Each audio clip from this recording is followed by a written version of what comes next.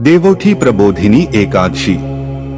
भगवान श्री कृष्ण ने कहा, हे अर्जुन, मैं तुम्हें मुक्ति देने वाली कार्तिक मास के शुक्ल पक्ष की प्रबोधिनी एकादशी के संबंध में नारद और ब्रह्मा जी के बीच हुए वार्तालाप को सुनाता हूँ।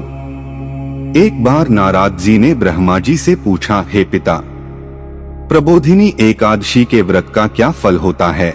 आप कृपा करके मुझे यह सब विस्तार पूर्वक बताएं। ब्रह्मा जी बोले, हे पुत्र, जिस वस्तु का त्रिलोक में मिलना दुष्कर है, वह वस्तु भी कार्तिक मास के शुक्ल पक्ष की प्रबोधिनी एकादशी के व्रत से मिल जाती है। इस व्रत के प्रभाव से पूर्व जन्म के किए हुए अनेक बुरे कर्म क्षण भर में नष्ट हो जाते हैं। हे पुत्र, जो मनुष्य श्रद्धा पूर्वक इस दिन थोड़ा भी पुण्य करते हैं, उनका वह पुण्य पर्वत के समान अटल हो जाता है। उनके पितृ विष्णुलोक में जाते हैं। ब्रह्महत्या आदि महान पाप भी प्रबोधिनी एकादशी के दिन रात्रि को जागरण करने से नष्ट हो जाते हैं। हे नारद, मनुष्य को भगवान की प्रसन्नता के लिए कार्तिक मास की इस एकादशी का व्रत अवश्य करना चाहिए। जो मनुष्य इस एकादशी व्रत को करता है, वह धनवान, योगी, तपस्वी तथा इंद्रियों को जीतने वाला होता है, क्योंकि एकादशी भगवान विष्णु को अत्यंत प्रिय है। इस एकादशी के दिन जो मनुष्य भगवान की प्राप्ति के लिए दान, तप, होम, यज्ञ, भगवान नाम जप भी परम यज्ञ है। यज्ञाना जपयज्ञोस्मि, यज्ञों में जपयज्ञ मेरा ही स्वरूप है। श्रीमद् भगवद गीता आदि करते हैं, उन्हें अक्षय पुण्य मिलता है।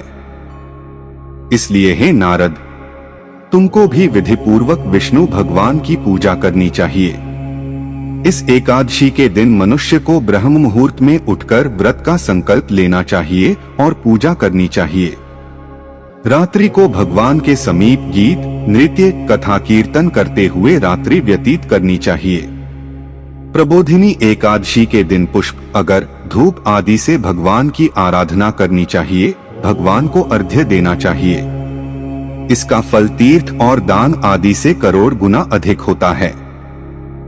जो गुलाब के पुष्प से, बकुल और अशोक के फूलों से, सफेद और लाल कनेर के फूलों से, दूरबादल से, शमीपत्र से, चंपक पुष्प से भगवान विष्णु की पूजा करते हैं, वे आवागमन के चक्र से छूट जाते हैं। इस प्रकार रात्रि में भगवान की पूजा करके प्रातः काल स्नान के पश्चात भगवान की प्रार्थना करते हुए गुरु की पूजा करनी चाहिए और सदाचारी व पवित्र ब्राह्मणों को दक्षिणा देकर अपने व्रत को छोड़ना चाहिए। जो मनुष्य चातुर्मास्य व्रत में किसी वस्तु को त्याग देते हैं, उन्हें इस दिन से पुनः ग्रहण करनी चाहिए।